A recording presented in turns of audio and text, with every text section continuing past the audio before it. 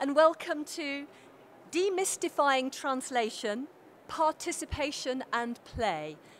I'm Rose Fenton. I'm the director of the Free Word Centre, a centre that aspires to be a global meeting place for literature, argument and free thinking. And under our roof there are a number of rather wonderful organisations, including English Pen, the Reading Agency, Arvon, Index on Censorship, all organisations working across literature, literacy and free expression. So it's an incredibly powerful combination and unique in the world. And one of our key programmes is indeed translation. And we work with partners across the translation sector, PEN, the British Centre for Literary Translation, Literature Across Frontiers, and many others. We do programmes as well, such as International Writers Exchange and our Translation in Residence programme.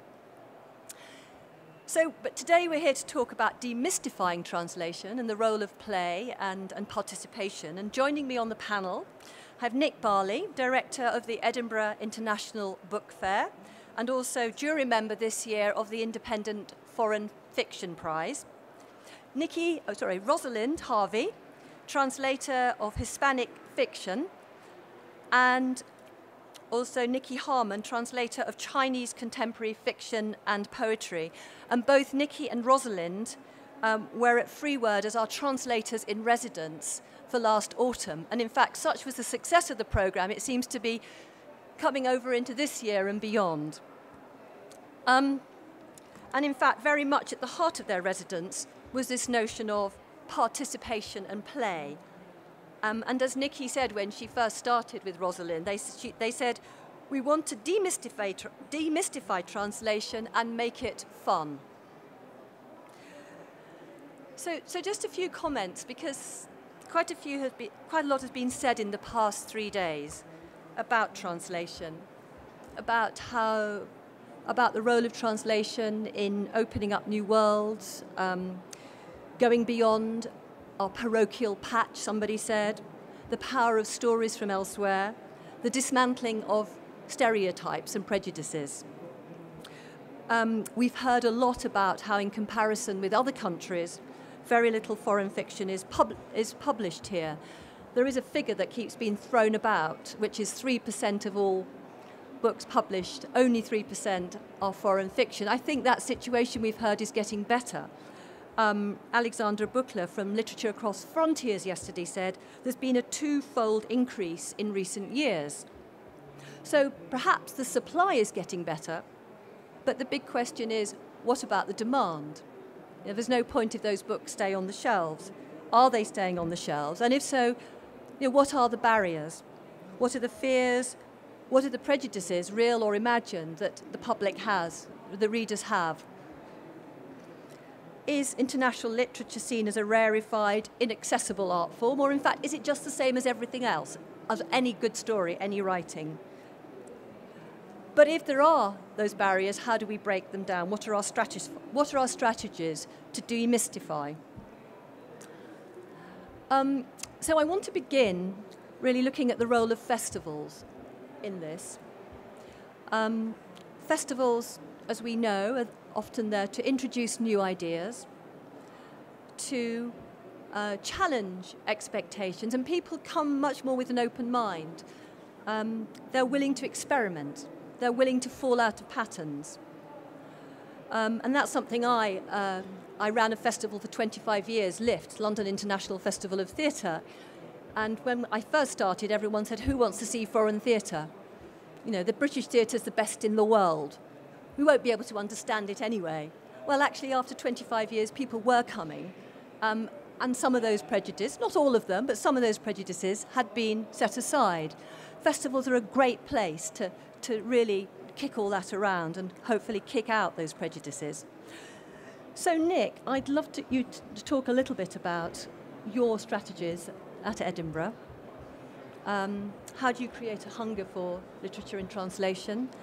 And also a little bit about what you're doing this year, branching out and working with the British Centre for Literary Translation, indeed into play and participation. Okay, thanks, Rose. Can you hear me okay? It's really hard to know whether what you're saying can be heard at the back, so just put your hand up if you can't hear what I'm saying. First of all, I just wanted to start by saying congratulations to Daniel Hahn and to everybody involved in this space. Because I don't know if you've been around over the last few days, but this space has been consistently busy and full of people and there's clearly an appetite for discussion about translation and literature in translation. And it's a sight to behold. I love it. I love the fact that here at the book fair, these spaces are dotted around are among the busiest and most popular. And it proves to me that there's an appetite for discussion about literature. And of course, that's precisely what my game is. As director of the Edinburgh International Book Festival, it's my responsibility and my privilege to run the biggest literary festival in the world. We have 800 events like this in a space probably about as big as this hall at Earl's Court. We have 8 theatres. The biggest one seats 600 people, and the smallest is probably about the same size as this little space we're in today.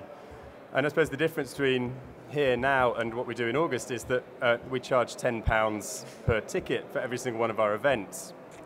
And we don't get a huge amount of public subsidy for what we do.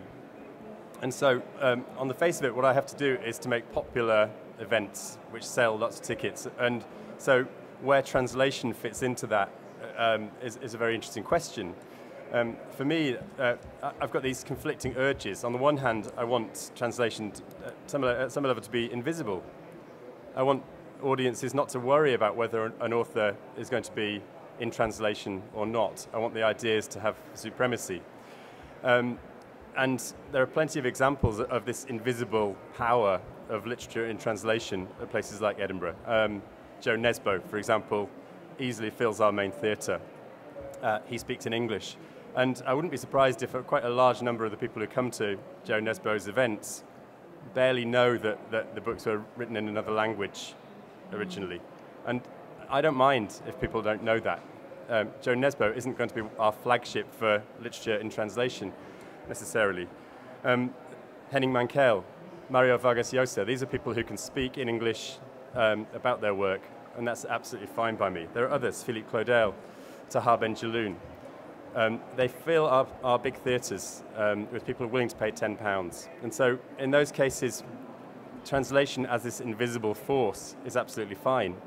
And I would venture to suggest that in the literary festival context, that 3% figure is way off the mark.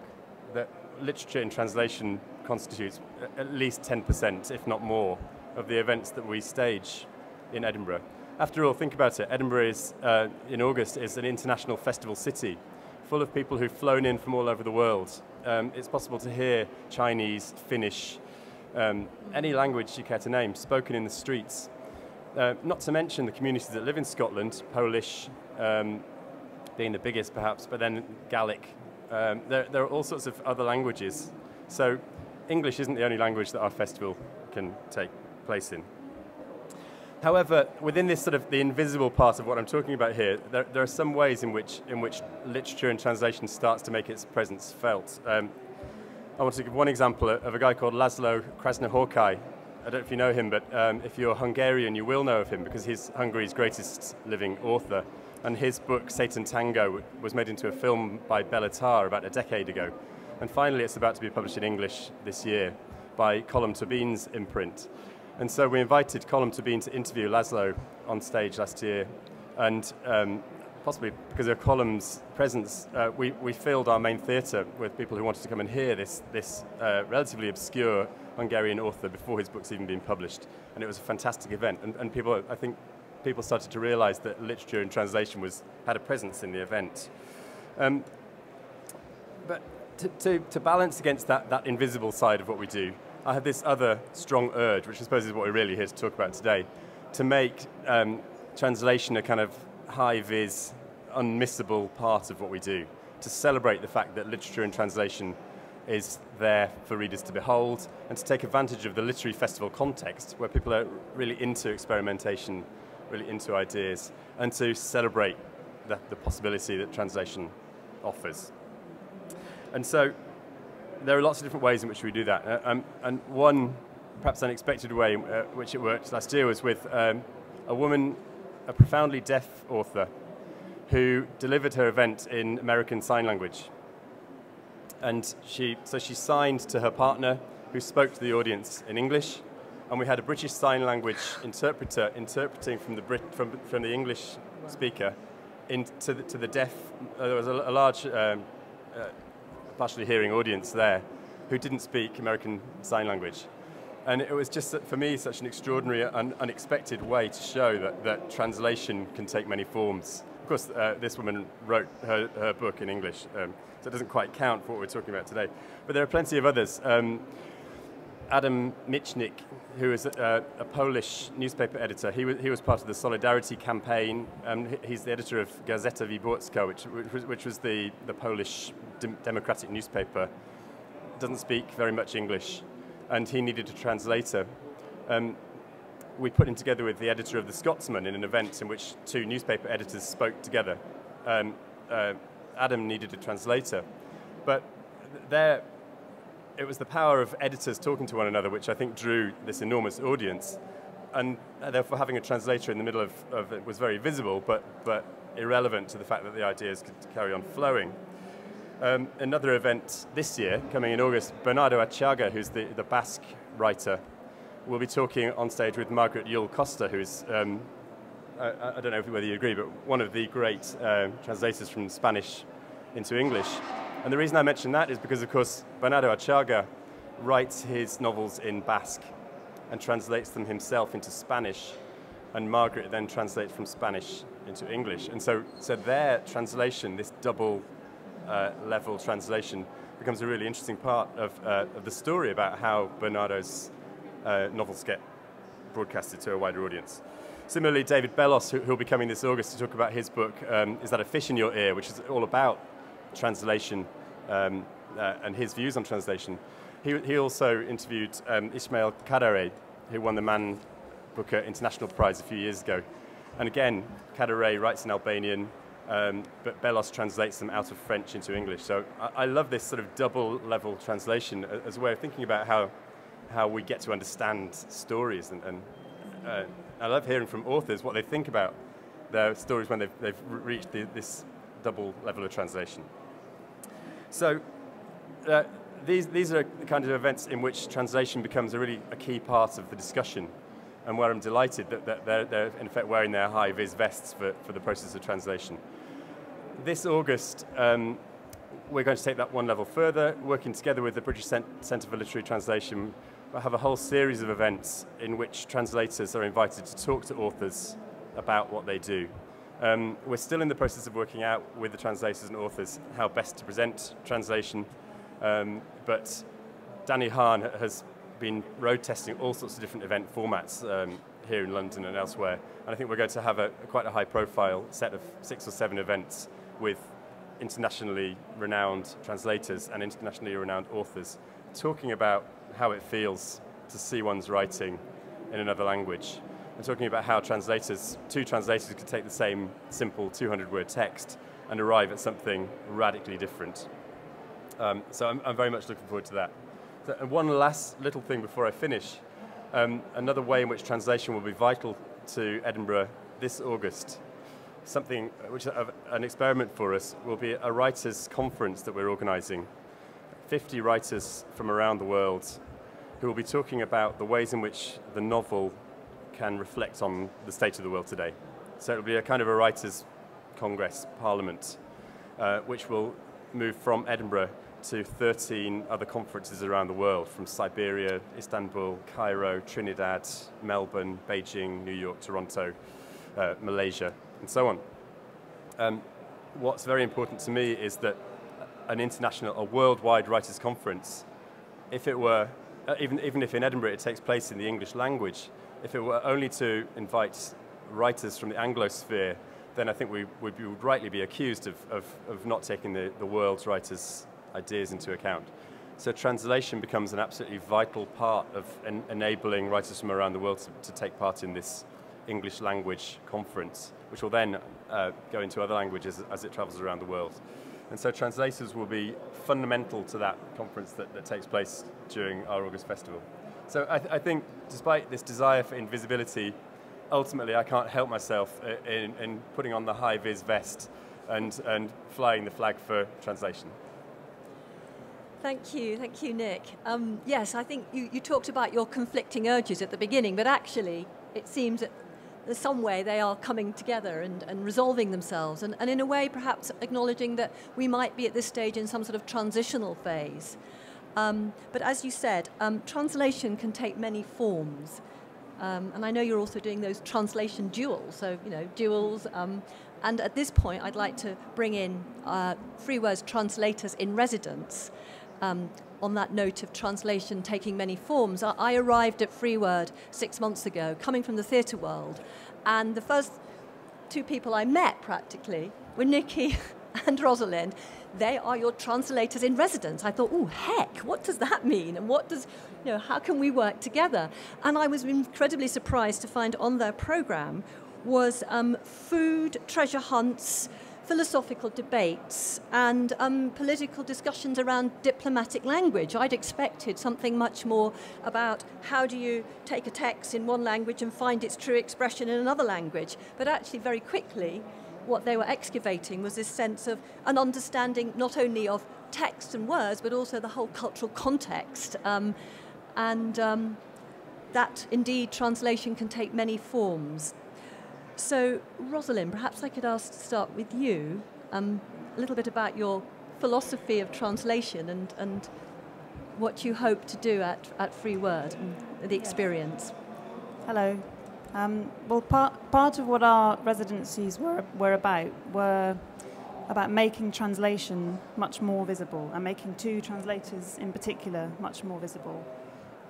For me and for Nikki as well, I think, before our residencies, translation was very much a solitary act, something that took place between ourselves and the page and a dictionary.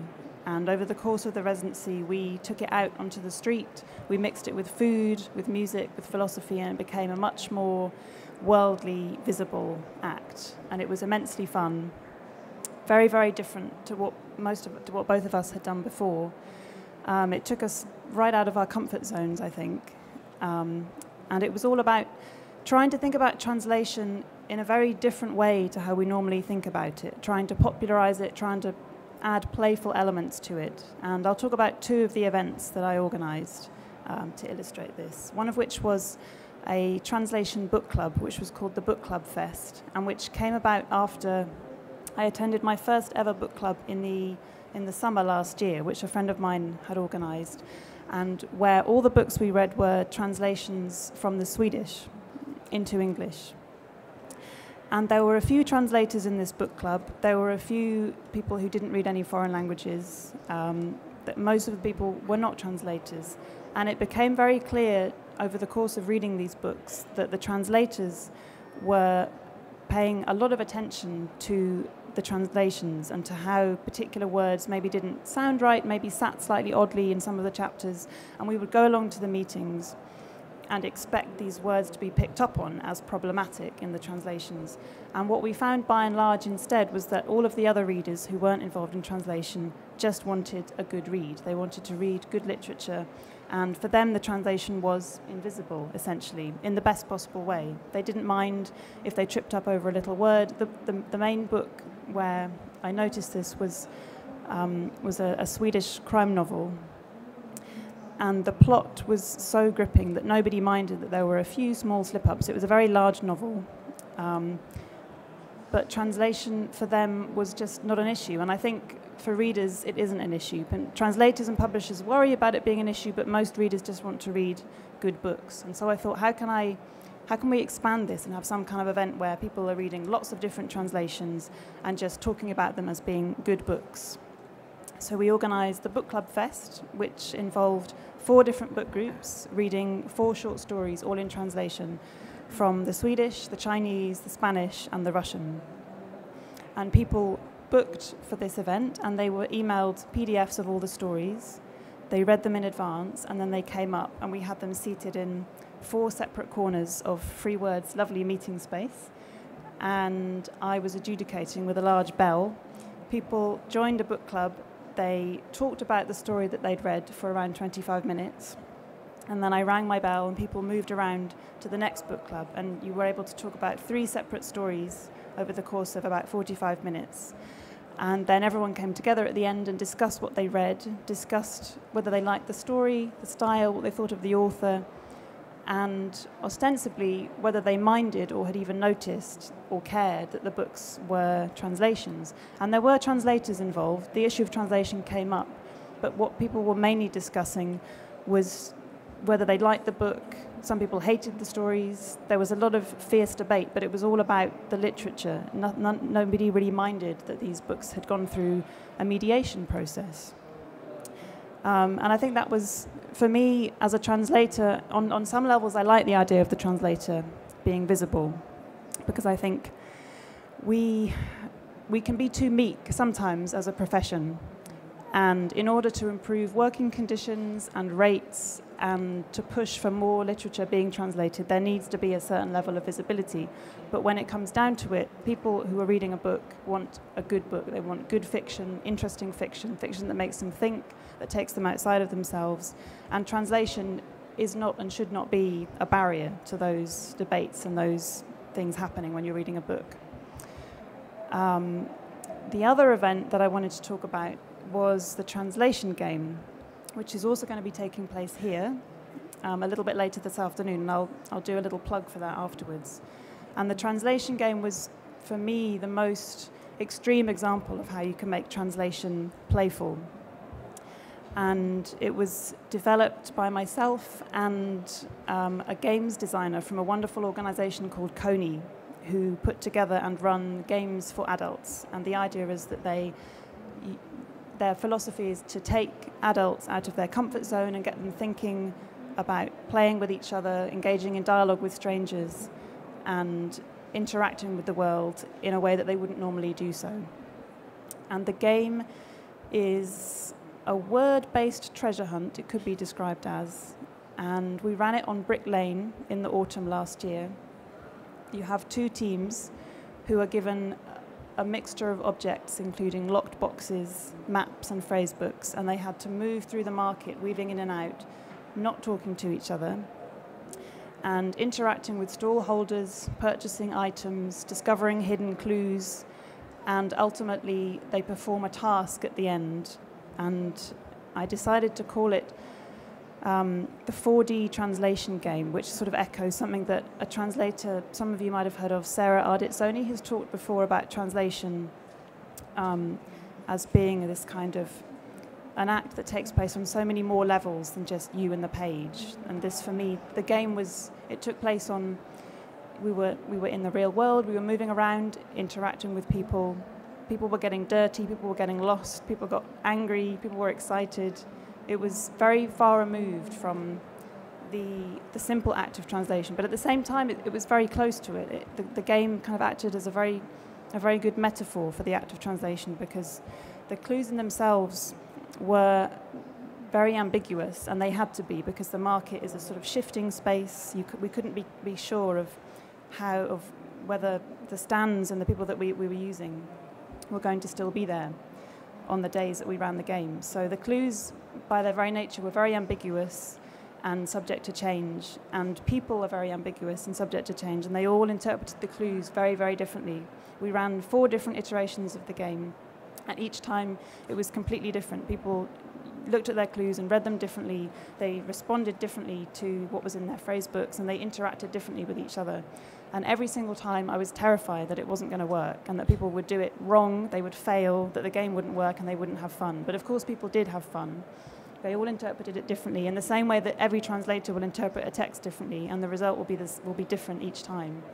And people had a lot of fun, and it raised lots of issues to do with cultural exchange and dialogue, and how you speak to one another without language, how you can use words as a way to engage with people. And I think it was just a very good example of how translation can be fun and can connect people. And we're going to be running it here again at 2:30 this afternoon, starting at the Literary Translation Centre entrance just over there. So if you'd like to come and play, then do come along at 2:30, and I'll sign you up. We're hoping to have a team of publishers versus translators, which may or may not happen. Who's going to win? Thank you, Rosalind. Do sign up. It's great fun. So Nikki, I mean, you talked a bit about just bringing people together through the game, and actually that's one of your big themes is conviviality and the way that you develop the programme at Free Word. So perhaps you could talk a little bit about, again, your philosophy of translation and what you did.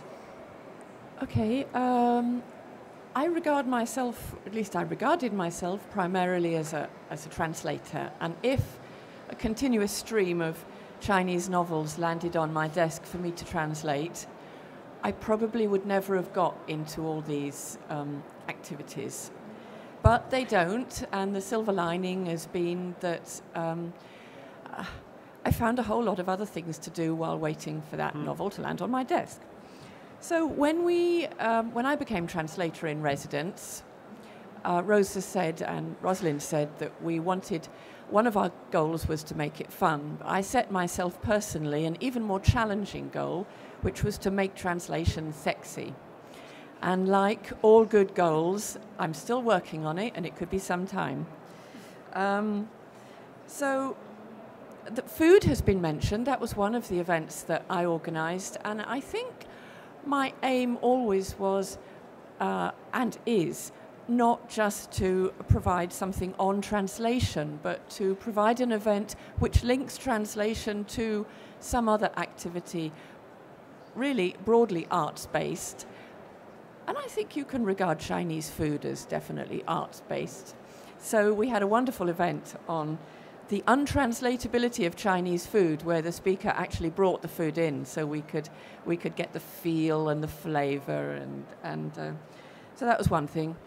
We had another speaker who came to talk about diplomatic faux pas and how translation sometimes causes some very strange things to happen in the diplomatic sphere. But she also brought with her a student who'd done a very interesting piece of research on how in China the communication on the internet is quite the government makes constant attempts to control this quite strictly, but Chinese, being very clever people, they're constantly trying to outwit the government censors. And the upshot was that we learnt all about how Chinese web language, especially with young people, plays with characters and takes little bits off the Chinese characters or adds little bits to them so that they can communicate with each other. They can have, as it were, freedom of expression on the web, and the censors are not going to pick up the characters because they've literally invented new characters. So there you have a strong graphic association, which I thought was really interesting. It was almost like thinking about the way cartoons can be politically subversive. We learned how Chinese characters in themselves could be politically subversive. We had another event on the environment, which was very interesting because there's a bilingual website, China Dialogue, run in Chinese and English, which focuses on the Chinese environment. And I happened to be in Beijing before it happened, so I was able to make a short film and interview of the people who work in China on the environment, and to bring that back. And we had, even though we couldn't bring the people themselves, we were able to see them and hear them speaking. So those are all fairly straightforward talks, presentations type events.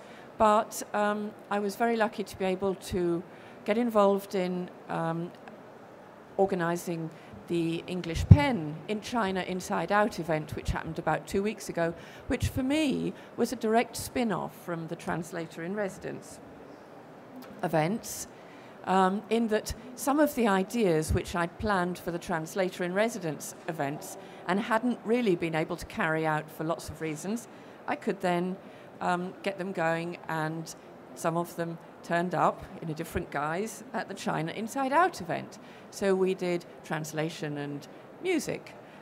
We had a woman come along and do a DJing at the end of the day, and I found a particularly good protest song, And I knew that there was a translation already, so that was displayed on a PowerPoint. And we heard the protest song, and we heard a lot of other really good contemporary Chinese music as well. And another thing that I'm particularly keen on is working with young people to demystify translation.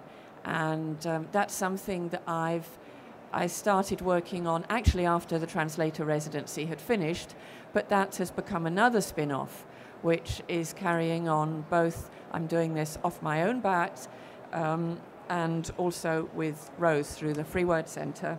I have a Chinese cartoon film called Monkey, and I work with children and show them how they can translate without even knowing any Chinese. And by the end of an hour or an hour and a half session, they find that, yeah, they can do some translation and watch more. They've really enjoyed the cartoon film. So lots of different activities which I hope to continue to pursue with all these good people here.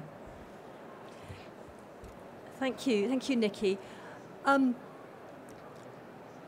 I think that this whole notion of demystifying translation, though, I mean, does it need demystifying, or do we just need to shine a light on it in a different way? And after all, we are living in a city where I think in the 5 Olympic boroughs, it's often quoted, there's 167 languages spoken. And actually, this was very much a pilot scheme.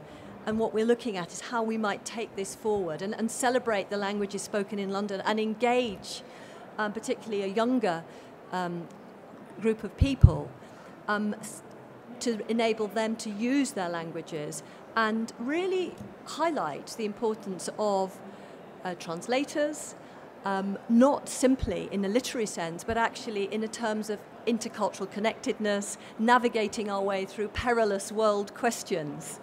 And I think, you talked, Nick, about this in terms of the travelling festival you're doing.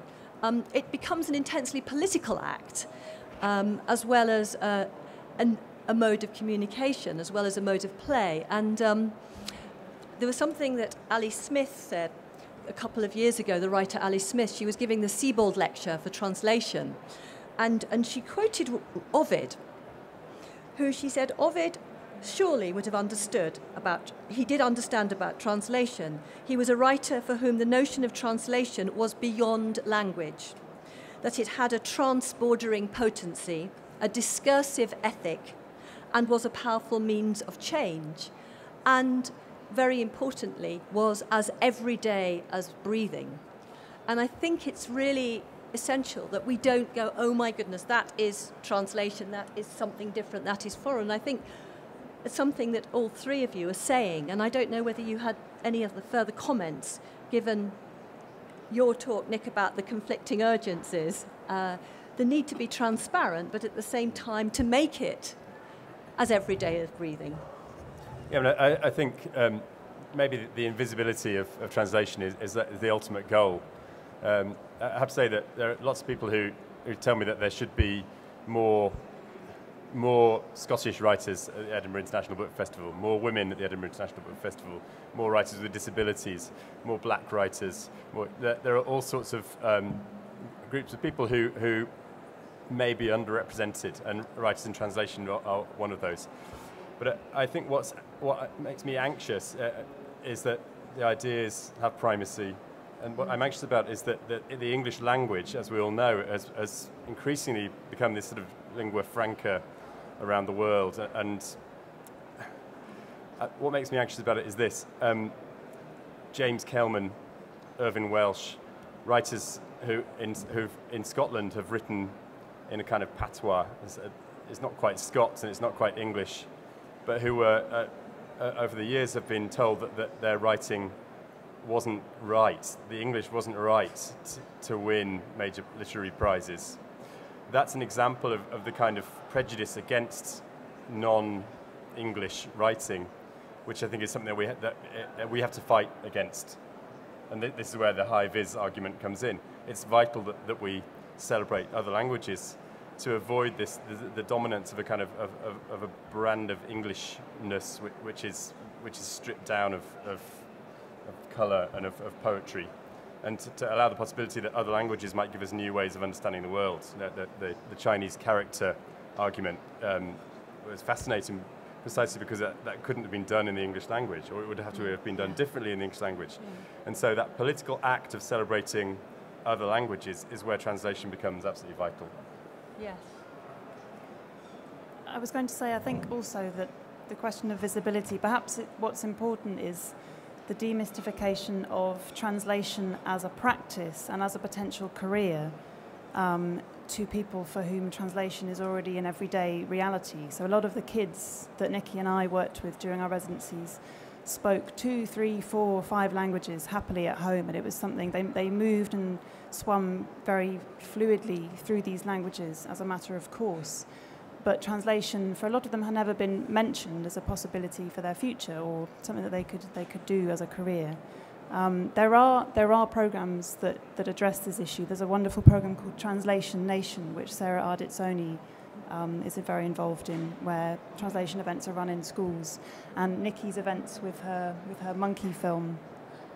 And one of the events that I did, which was a YouTube subtitling workshop in a primary school in Tower Hamlets, all threw up these issues of the fact that we have lots and lots of children in London who speak many, many languages, and translation needs to be made more visible as a potential career option for them. Not necessarily literary translation, but some way in which they can use their languages as a force for good. Nikki?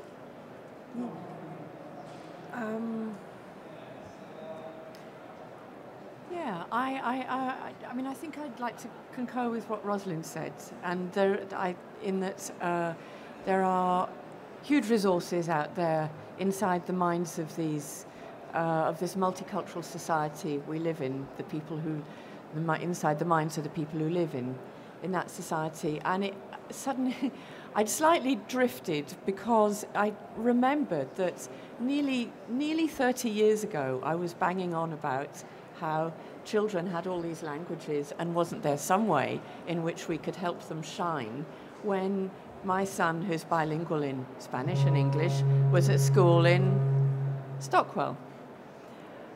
And I must say I didn't get a very sort of positive reaction from the head teacher. But what Nick and Rosalind have said suddenly brought it all back to me. And I really think that we've got to regard that as a precious resource. And the good thing is that resource won't go away. The bad thing is that unless we use it, it will become a bit dissipated. But the good thing is that those kids, those young people, and the adults will be there with their languages, and it's up to all of us to find creative ways in which they can shine. And we all know that bilingual kids have better brains than monolingual ones. I believe it's well understood. Yes, I think different synapses are created and we think faster, engage faster, and in fact, perhaps English being the lingua franca internationally means that in Britain we are impoverished. We actually lack the competitive edge, yet before us, on our doorstep, there are all these languages. People understand there are many ways to see the world, just like your 4D translation game. There are many ways of doing it, not just one way. People will question if they see there are many ways. They can participate much more in society, it seems, if they have a multilingual ability. But at this point, perhaps I'd like to open it up to you for any questions or indeed comments you have following the presentations here about translation, participation, and some of the constraints and barriers and how we might overcome them.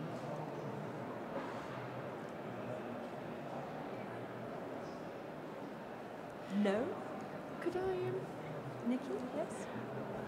I just thought it might be worth giving another plug to the Book Club Fest idea, because this is something that, even if you don't know a lot of other languages very well, publishers can use, ordinary readers who love reading books can use, and it can be a one-off occasion. It doesn't have to be a long-term commitment. And we found it worked almost effortlessly. And after all, there is some translated literature out there, and short stories are particularly suitable for an evening of 2 or 3 or 4 short stories translated from different languages. And we all know that book clubs are incredibly popular. So I think book club fests are something that people should bear in mind, and especially publishers who want to promote collections of short stories in translation. We have a question over here.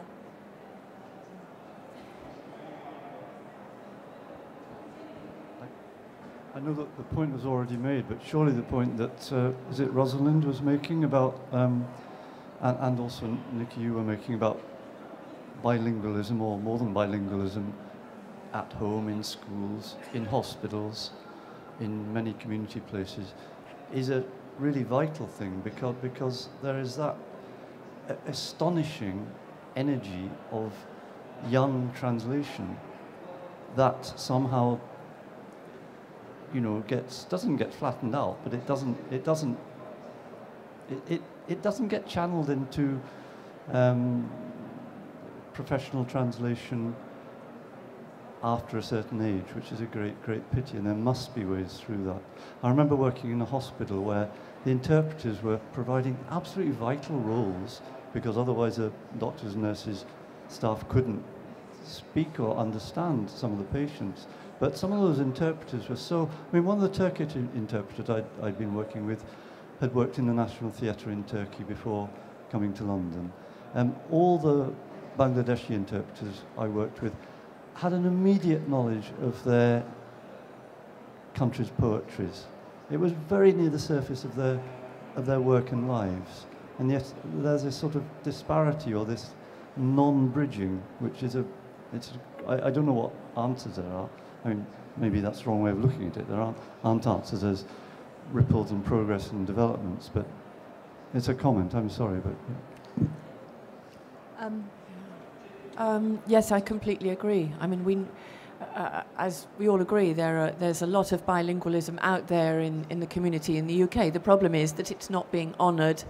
It's not being... I think it's 2 things. It's not being honoured and recognised, which has an effect on the children, the young people. They don't regard themselves as being special, but also it's not being developed. So the literature of those languages, the stories, the oral traditions, the written traditions, are also not being brought to us who are not speakers of those languages, so we can't appreciate them, and the people who do know them don't appreciate how special they are. So, you know, the resources are there, but an awful lot of work needs doing on presenting those to a wider audience, and that can be adults, young people, children. But perhaps I should also say that this has been very much a pilot, and we've learnt a huge amount from the residency.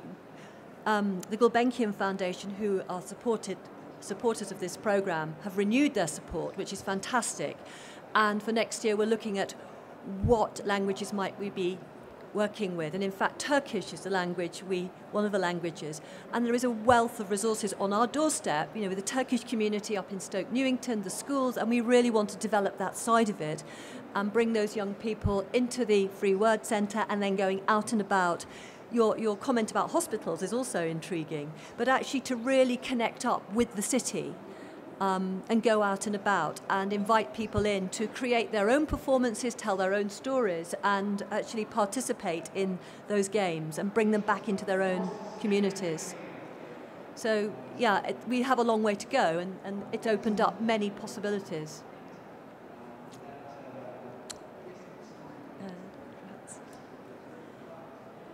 Thank you very much. I have a question regarding the translation of...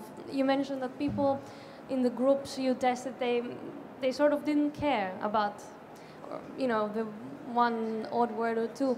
I was wondering what do you think would be the reaction if the people were not reading a crime novel? Because, I mean, let's say the readers of a crime novel would be different from the readers of poetry or something... I don't know, metafictional prose or something more, where perhaps then the visibility of the translator would possibly be more essential, or have you thought of considering a different, let's say, group of readers or different genre? Or Well, that's interesting. I mean, I'm not sure that they are necessarily different readers. I read crime fiction and I read poetry and I read literary fiction, and I think people often don't just fall into the one category. But also I think that novels in general are large.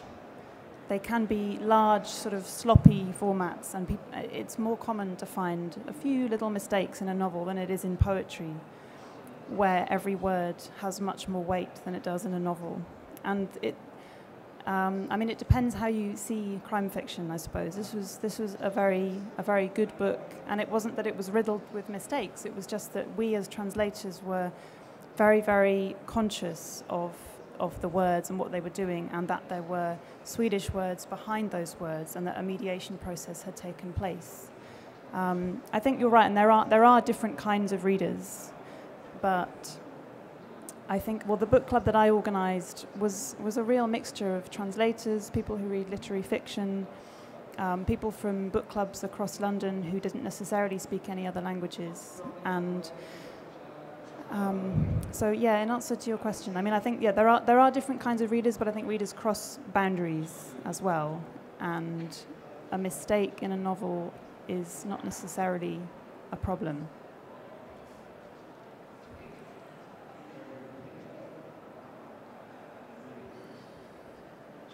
Thank you. Emma from English Pen. I'm quite interested in an area that I see that I perceive that you're all overlapping in, which is curation. And I see you all as curators in your own right. And I'm just interested in how, perhaps this is a question for Nick, how in the future you might work more with translators. I know you're working with BCLT. And if you see that as something that might develop, if you're interested in the role of the translator as a curator. Yeah. Well, I mean, I think all of the 800 events that we program in Edinburgh are, if you want to use that word, curated. And I think translation is part of that, as we've been saying. There are lots of different ways in which we want to try and approach that. I don't want to talk about what we're doing in August because it's not announced yet, but for example, the idea of two translators taking a short text and being invited to translate that text into English before an event, and then given the audience the opportunity to look at the differences, the nuances, and a discussion about the choices that have been made, I think is a really exciting way of getting into translation. And I know an event has been done before where part of Anne Frank's diary was translated, a very simple 200-word piece of text. You know, Anne Frank's diaries were extremely simple, simply written, and yet it started with a date and then went on for 200 words. And aside from the date at the top, every sentence in this piece of text was different by each of two very accomplished translators. And so the question of why a translator from the French would, one might use the word disco and the other might use the word nightclub, to talk to translators and ask them why they felt that the choice of words was appropriate, I think is something which doesn't just reveal about the translation process, but it reveals things about our understanding of stories and of description, of language at a very fundamental level. And so I think, yeah, I mean, it is a curatorial process, and it's just there's a whole landscape of possibilities there for events.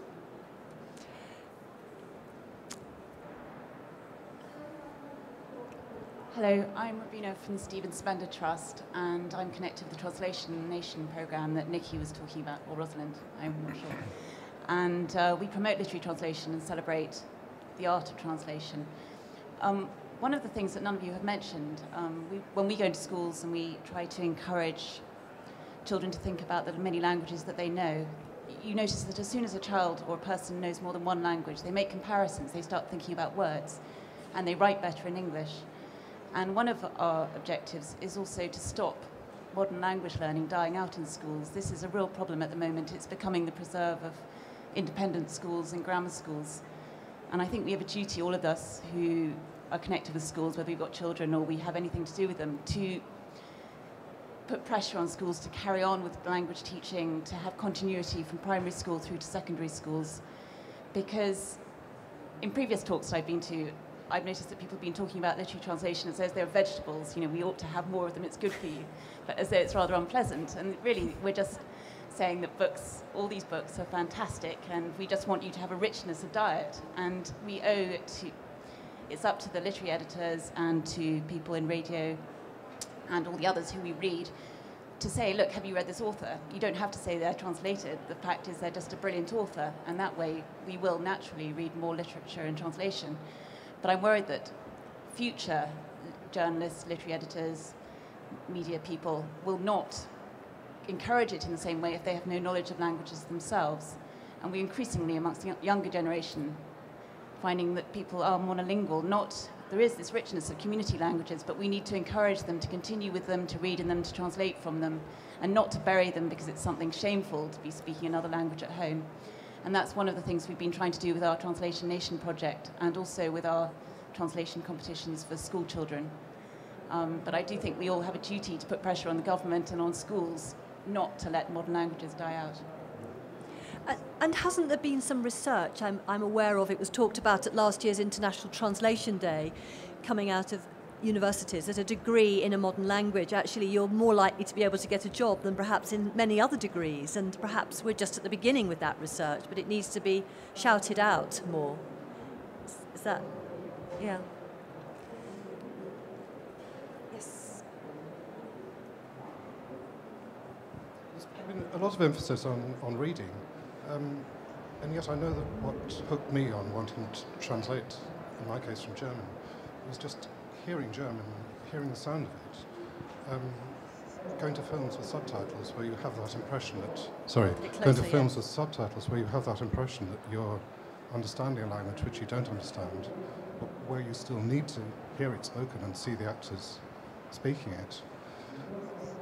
That helps, I think, and also I found that listening to bring it closer again? Sorry, listening to translations of English texts that I know, like Shakespeare's sonnets, for instance, into German, can be really exciting and interesting. I mean, I know that one of the German Berlin Theatre companies recently did Shakespeare's sonnets, partly in English and partly in German, but they were both really enjoyable with music. I can't remember. Wainwright, I think, but film and sound and recordings, I guess, is something that would help to hook people. And also graphic novels. It's really great bringing in graphic novels in translation to literary festivals. Graphic novels in themselves that are sort of another underrepresented group. But yeah, there are some fantastic French graphic novels, Japanese, manga, you know. So there are lots of ways in which we can use props, like images, to help. But yes, sound. I mean, there was an event we did the other day at China Inside Out where we had the Chinese poetry read out and then the translation. And that added a really important dimension because the sonority of language is key, and that's how we all learn languages too. So more work in that area, I think, is required. Yeah.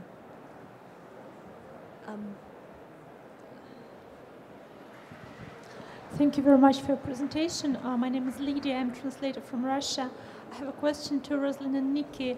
Have you tried to use the methodology what you were talking about at schools? And what are the main challenges and difficulties in working with children? I know that it's not a 5-minute answer, but nevertheless, thank you. Well, yeah, we both did events in schools. Nikki did a few more than I did. The event that I ran was in a school in Tower Hamlets, and it was a YouTube subtitling workshop, which was run by myself and a woman called Marga Navarrete from Imperial College. And it uses some very simple software where you can add subtitles in the form of speech bubbles to a YouTube video. And the video that she used was one that she'd made herself of her son speaking in Spanish and English because he's bilingual. And we went through the video and we taught the kids, most of whom were far more technologically advanced than I was, how to use this software. And then they all subtitled the video. And then once they knew how to use it, and their teacher did, they used it to make a video of themselves as an end-of-term presentation. A lot of these kids spoke English, Bengali, Arabic, and several other languages. So they were all very comfortable moving between 1, 2, 3, 4 languages. And I think, well, the main difference is that you're working with, because there's a class of children, there were sort of between 20 and 30 children in one class. And with children, I suppose the main issue is just crowd control, keeping them all interested. And so we had ice-breaking activities where we threw balls around in the group and introduced ourselves in different languages. Marga was very used to working with children, so she was great in that respect. But I think, in general, if you're using a technological hook and something like YouTube, which they're all very comfortable using, then that's a great way in of getting them to think about translation and languages. Yeah, just to add a bit to that, it's nice of you to say I've done lots, but actually I've only done one, but I've got 3 more. Feels like more. I know, because I keep talking about the other 3, even though I haven't done them yet. The one I did was in a private school in Croydon, so the classes were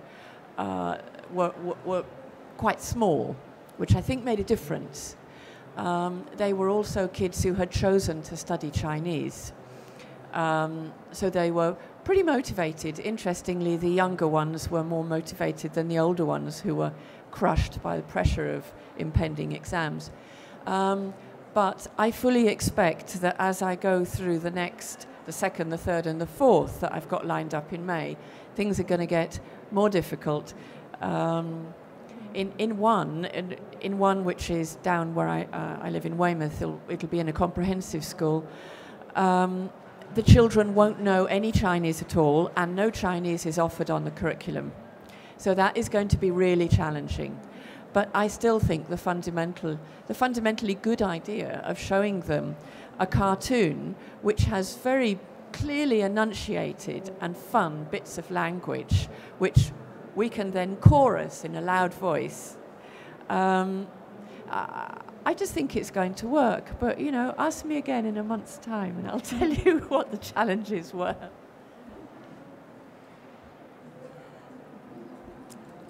We're coming towards the end of our hour. Are there any other questions? Because if not, I would like to... Oh, sorry. Over here. Yes. Came late. Oh. This is a very quick question, and unfortunately I came late, so you might have already addressed it. It's just the schools. Are you going in as a translator, or are you going in on, as an introducer of a new language?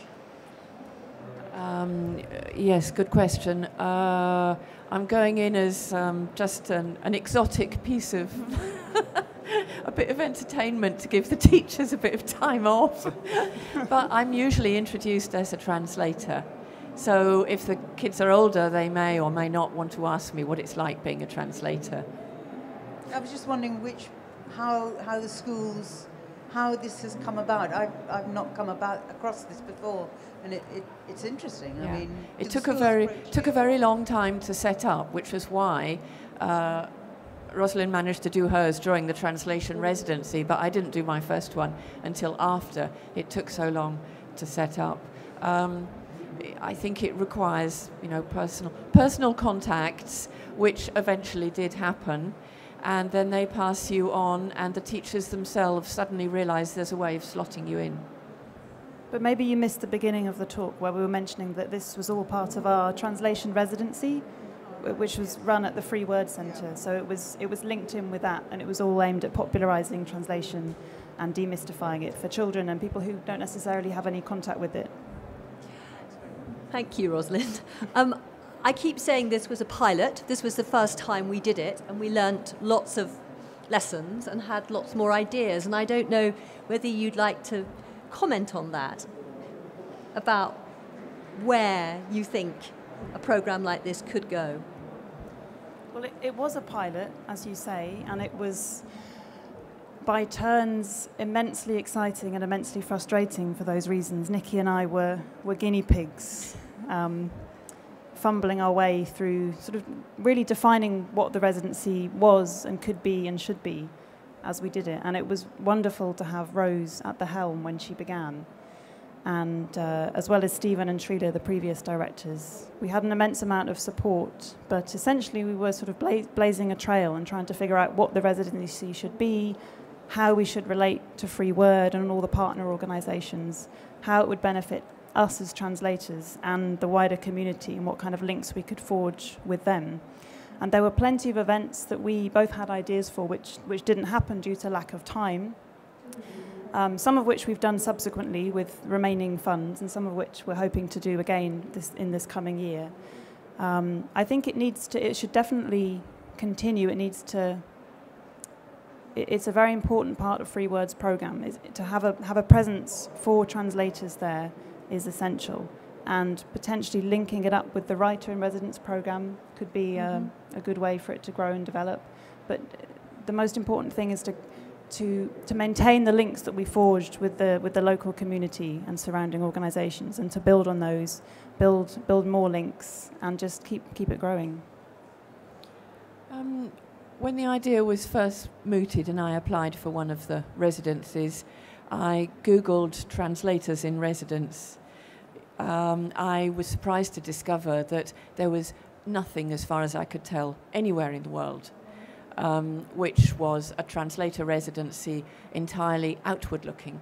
There were translator residencies where translators were given an office in a nice place and could work away at translation. So as far as I can tell, this is unique, at least in the English-speaking world. And I just think that there are so many more possibilities, and it's become a bit like a spider's web. We were at the centre, the little spiders at the centre, and the web has grown, it continues to grow. And possibly even a virus. Perhaps it can kind of spread. We can have translators in residence up and down the country and internationally, and use that as a wonderful kind of hook for exchange and dialogue. And who knows, maybe even the Edinburgh Festival, the Edinburgh Book Festival might link up and have translator in residence.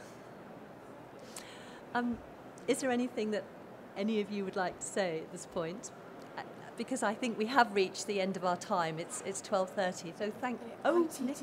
Oh yeah, no, I'm going to do that. Don't worry. ITT. I'll do it now. If you want to continue all these conversations about translation, every year we do something called International Translation Day with our many partners. It is actually normally the 30th of September, which is St. Jerome's Saint Day. He is the patron saint of translators. However, this year we're cheating slightly. It's going to be on the 4th of October because the 30th of September falls on a Sunday. And we're linking up with Notes and Letters Festival at King's Place. So on the 4th of October, the 5th of October, please come along to International Translation Day. You'll find more information on the website of Free Word. So continue the conversation. And it just leaves me to say big thank you to Nikki, Rosalind and Nick for the conversation. And thank you to you.